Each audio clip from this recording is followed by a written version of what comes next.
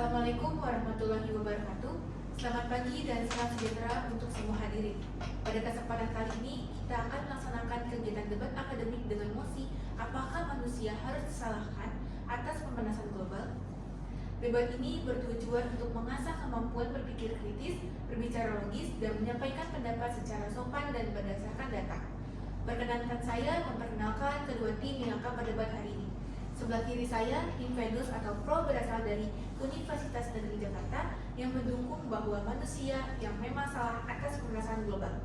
Sebelah kanan saya, tim Merkurius atau Kontra berasal dari Universitas Negeri Jakarta yang menolak mosi tersebut dan berpendapat bahwa manusia tidak salah atas pemanasan global ini. Izinkan saya untuk membacakan aturan debat yang berlaku sebagai berikut. Yang pertama, masing-masing pembicara memiliki waktu 5 menit untuk menyampaikan argumentasi. Yang kedua, tidak diperkenankan melakukan interupsi selama penyampaian argumen utama. Yang ketiga, setelah itu akan diadakan babak bedasan, yaitu sesi saling menanggapi antar tim. Lalu yang terakhir, bahasa yang digunakan harus sopan, tidak menyerang pribadi, dan berbasis logika serta data. Baik, tanpa berlama-lama lagi, mari kita mulai sesi pertama. Kepada tim Pro dari Universitas Negeri Jakarta untuk memberikan opening statement-nya. Pembicara pertama, Rafifa Najoko Trunada, waktu dan tempat dipersilakan. Terima kasih kepada moderator. Kami dari tim Pro mendukung bahwa manusia memang salah atas pemanasan global. Apakah kita akan terus menutup mata terhadap perubahan terjadi di sekitar kita? Suhu bumi meningkat, cuaca semakin ekstrim, dan bencana datang silih berganti. Semua ini bukan kebetulan, melainkan konsekuensi dari aktivitas manusia. Pemanasan global menjadi fenomena yang nyata dalam 50 tahun terakhir. Data menunjukkan bahwa suhu rata-rata bumi tidak hanya berubah secara alami, tapi kini naik lebih cepat dibandingkan sebelumnya. Penyebab utamanya adalah bertambahnya gas rumah kaca, terutama karbon dioksida, yang berasal dari pembakaran bahan bakar fosil seperti minyak, gas, dan batu bara.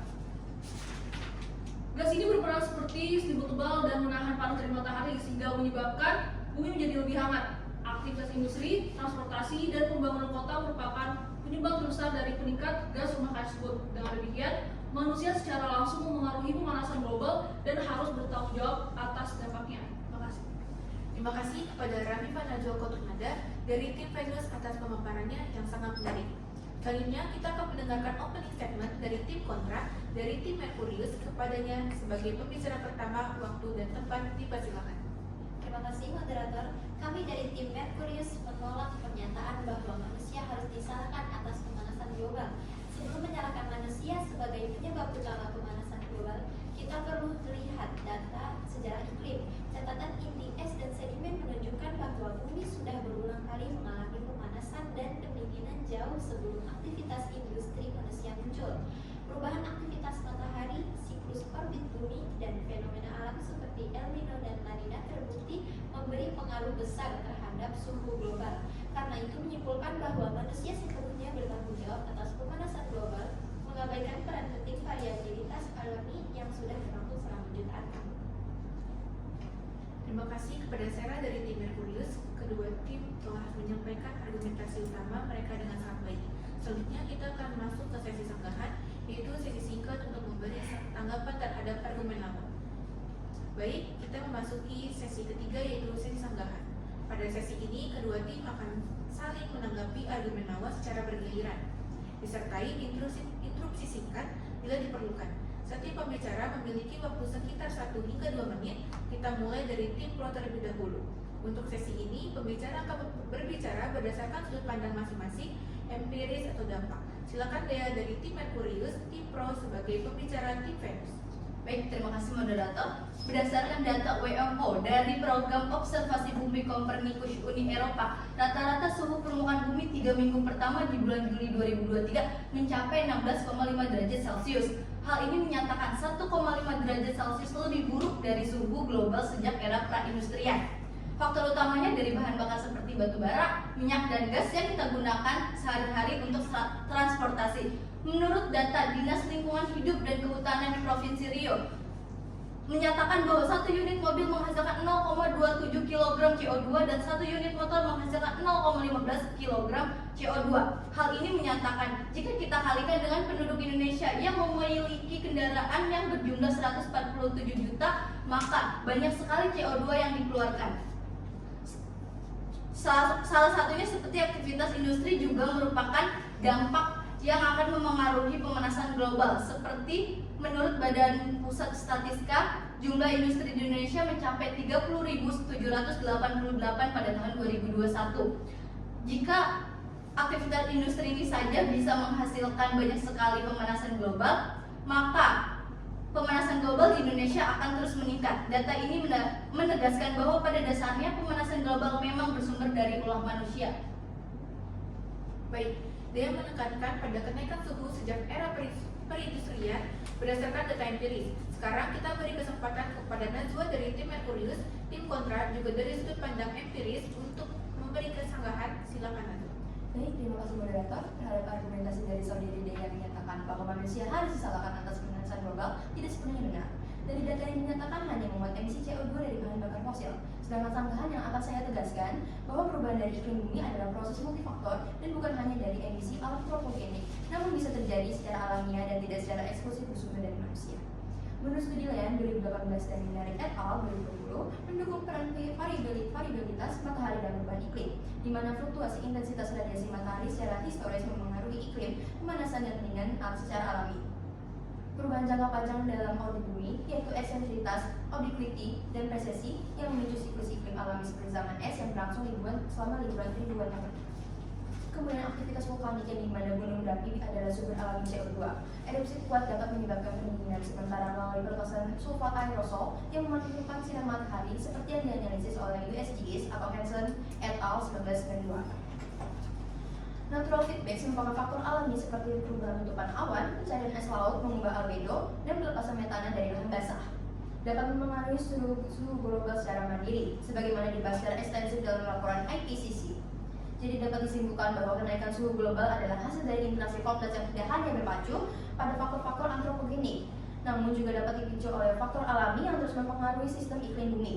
Klaim eksklusif bahwa pemanasan global hanya berasal dari ulah manusia, namun mengabaikan mekanisme alami dari alam itu sendiri. Interupsi moderator. Silakan Dea dari tim Pro. Terima kasih moderator. Menanggapi pernyataan saudara Najwa bahwa pemanasan global tidak sepenuhnya bersumber dari aktivitas manusia, namun faktor alamilah yang menjadi pendorong utama. Izinkan saya memberikan sanggahan berbasis bukti ilmiah modern. Saya setuju bahwa sistem iklim bumi bersifat multifaktor. Namun pemanasan global yang terjadi sejak beberapa tahun hingga saat ini tidak dapat dijelaskan oleh mekanisme alami. Seluruh data dari paleoklimatologi, satelit dan observasi atmosfer juga menyatakan bahwa peningkatan suhu yang cepat dan signifikan saat ini dipicu oleh aktivitas manusia. Bukti dari laporan IPCC antara tahun 1850 hingga 2019, kontribusi pemanasan dari faktor alami hanya sekitar minus 0,1 derajat Celcius sampai 1,01 derajat Celcius. Sedangkan kontribusi dari gas rumah kaca yang dihasilkan oleh manusia jauh lebih besar, mencapai 1,83 derajat Celcius. Dalam data USGS, faktor alami seperti gunung berapi hanya melepaskan kurang dari 1% CO2 yang dilepaskan saat ini oleh aktivitas manusia. Pada contoh letusan tahun 1980, Gunung Heres melepaskan sekitar 10 juta ton CO2 ke atmosfer hanya dalam 9 jam. Namun saat dibandingkan dengan aktivitas manusia, kita hanya membutuhkan waktu 2,5 jam untuk mengeluarkan CO2 dengan jumlah yang sama. Hal ini menyatakan bahwa alasan vulkanik sebagai penyebab pemanasan global tidaklah relevan karena skala emisinya jauh lebih kecil dibanding emisi manusia. Pemanasan memang akan terjadi dan mendapatkan feedback alami yang dapat memperkuat efek. Tetapi feedback saja tidak bisa menjelaskan pemanasan awal tanpa forcing antropogenik. Berdasarkan paparan data ilmiah dapat ditegaskan bahwa meskipun faktor alami memang turut memengaruhi iklim bumi, tapi seluruh bukti utama tertuju pada aktivitas manusia, mulai dari laju kenaikan CO2 hingga pola pemanasan yang hanya cocok dengan emisi manusia. Laporan yang ada menyatakan bahwa penyebab pemanasan global lebih didominasi oleh manusia. Dengan demikian, argumen yang menyatakan pemanasan global dipicu oleh faktor alami tidak sejalan dengan temuan ilmiah modern yang kuat dan terverifikasi. Baik, terima kasih atas paparan data yang komprehensif dari saudari, dan saya sepakat bahwa data Anda menyoroti korelasi kuat antara peningkatan gas rumah kaca antropogenik dan kenaikan suhu. Namun, korelasi tidak selalu berarti kausalitas utama. Aktivitas manusia memang berkorelasi dengan kenaikan CO2. Argumen bahwa faktor alami adalah pendorong utama tetap valid. Dalam jurnal Using the Ocean Calorimeter to Quantify the Solar Radiative Forcing menyebutkan bahwa aktivitas matahari dan flux sinar kosmik masih dianggap oleh beberapa peneliti sebagai forcing alami yang signifikan dan mampu menjelaskan sebagian besar fluktuasi suhu global, terutama dalam periode sebelum 1950. Data IPCC menunjukkan forcing dari manusia, tetapi ini tidak menyingkirkan peran pemicu utama dari faktor alami seperti variasi matahari yang memunculkan mekanisme umpan balik alami. Misalnya, pelepasan CO2 dan CH4 dari permafrost. Justru umpan balik alami inilah yang memperkuat pemanasan. Selain itu, fokus berlebihan pada CO2 industri mengabaikan dampak besar dari gas rumah kaca yang lebih kuat yang berasal dari hewan ternak, yaitu sektor biogenik. Dalam laporan FAO, Food and Agriculture Organization of the United Nations, Tackling Climate Change Through Livestock, a Global Assessment of Emission and Mitigation Opportunities, serta NASA dalam rangkuman konsensus assessment of dalam rangkuman konsensus ilmiah, Natural and Human Caused Climate Change memuat bukti yang membedakan antara pendorong alami dan manusia, yang menyebutkan bahwa metana, CH4, dan fermentasi entrik ternak memiliki potensi pemanasan global 25 kali lipat lebih tinggi dari CO2. Kontribusi CH4 dari hewan menunjukkan bahwa faktor biologis dan alami memiliki peran yang lebih penting yang lebih kritis daripada yang diakui, menentang klaim bahwa CO2 industri adalah pendorong utama tunggal. Baik, terima kasih atas tanggapan dari kedua pihak. Kita melihat bagaimana argumen memunculkan dua sisi. Tim pro menyoroti bahwa pemanasan global disebabkan aktivitas manusia, sementara tim kontra menyoroti bahwa pemanasan global juga dipicu oleh faktor dari alam. Selanjutnya kita akan berpindah ke sudut pandang konsekuensial atau dampak. Saya persilakan panggil dari tim pro, tim Venus. Terima kasih moderator. Dilansir dari laman resmi Perserikatan Bangsa-Bangsa, sejak 1800 aktivitas manusia telah menjadi pendorong utama dalam pemanasan global, terutama perubahan iklim yang disebabkan karena pembakaran bahan bakar fosil seperti minyak bumi, batu bara, dan gas. Beberapa dampak pemanasan global menurut BMKG, yang pertama, perubahan iklim ekstrim.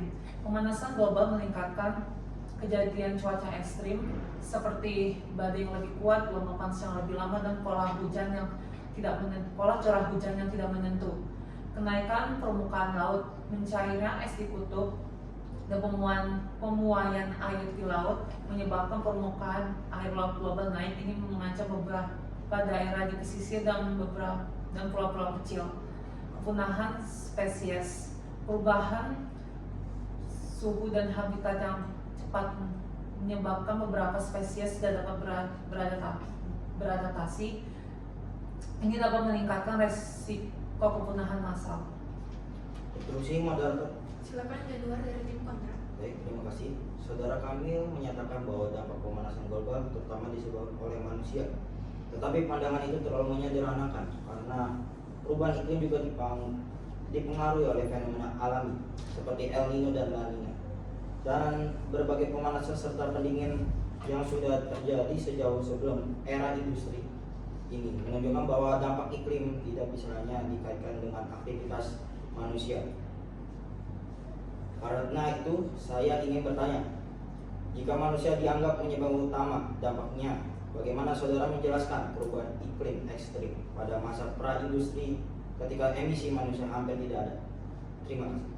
Baik, terima kasih atas pertanyaannya. Benar bahwa perubahan iklim sudah terjadi sejak zaman industri, bahkan jauh sebelumnya. Perubahan ini dipengaruhi oleh faktor-faktor alami seperti perubahan orbit bumi, aktivitas matahari, dan letusan gunung berapi. Namun ada perbedaan yang jelas. Perubahan iklim alami terjadi dalam jangka waktu ribuan bahkan jutaan tahun. Berbeda dengan kenaikan suhu saat ini yang terjadi dalam waktu puluhan tahun saja. Artinya, kecepatan perubahan ini tidak normal. Hal ini sesuai dengan meningkatnya pembakaran bahan bakar fosil. Terima kasih. Terima kasih Januar dan Nanda atas pandangan kalian. Kita sudah mendengar sudut pandang dampak dari tim pro.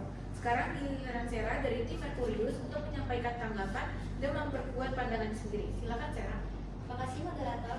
Berdasarkan data paleoklimatologi dari IPS Antartika atau Vostok dan EPICA menunjukkan bahwa suhu bumi telah naik turun secara ekstrim selama 800.000 tahun, bahkan tanpa pengaruh manusia. Periode pemanasan cepat seperti interglacial terjadi akibat siklus orbit bumi atau Milankovitch dan perubahan intensitas radiasi matahari.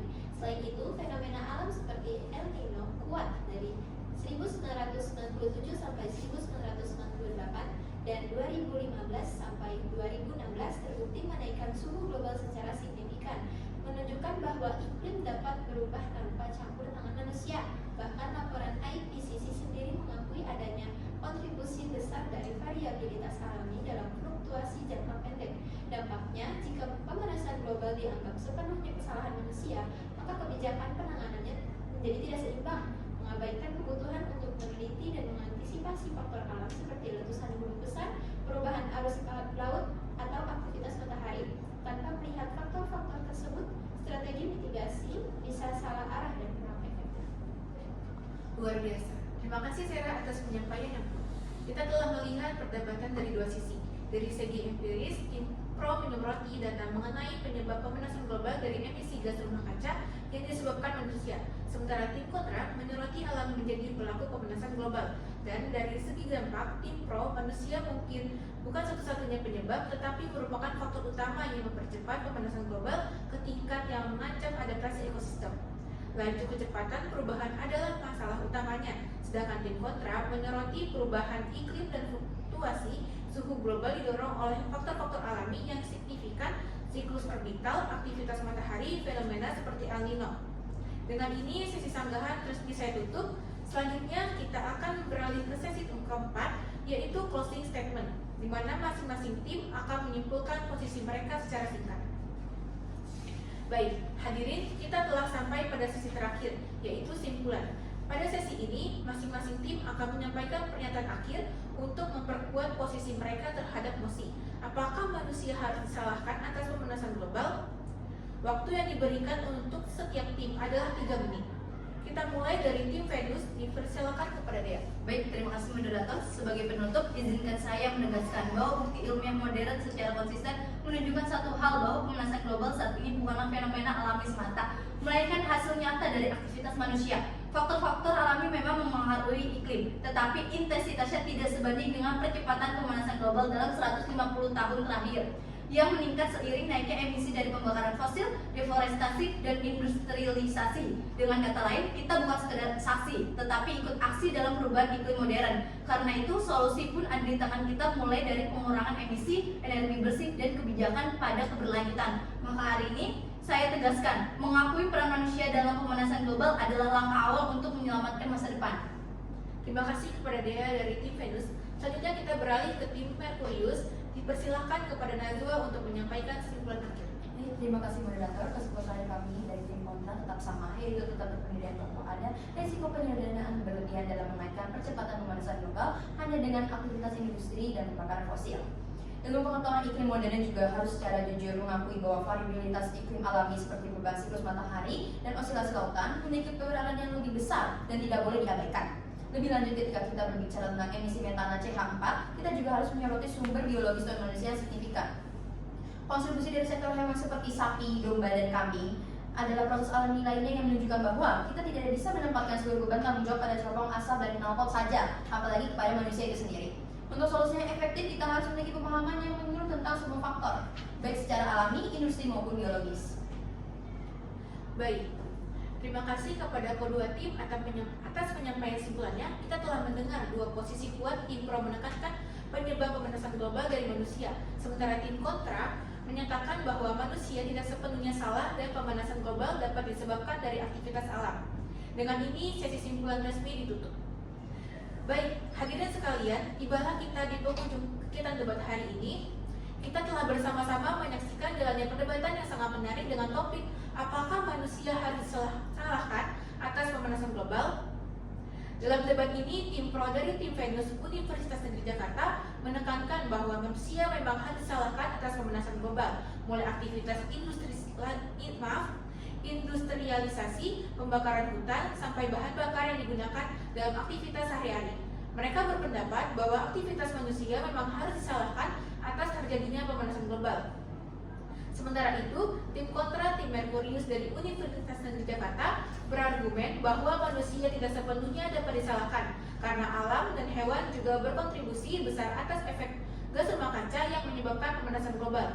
Kedua tim telah menyampaikan pandangan dengan data, logika, dan etika yang sangat baik, disertai sisi sanggahan yang kritis namun tetap sopan. Semoga debat hari ini tidak hanya memperkaya wawasan kita tentang dunia pendidikan, tetapi juga menumbuhkan semangat berpikir kritis dan menghargai perbedaan pendapat. Saya Alia, selaku moderator, mengucapkan terima kasih kepada tim pro dari Universitas Negeri Jakarta, tim kontra dari Universitas Negeri Jakarta, serta seluruh audiens yang telah menyimak dengan antusias. Dengan ini, debat resmi saya nyatakan ditutup. Terima kasih dan sampai jumpa pada kesempatan berikutnya.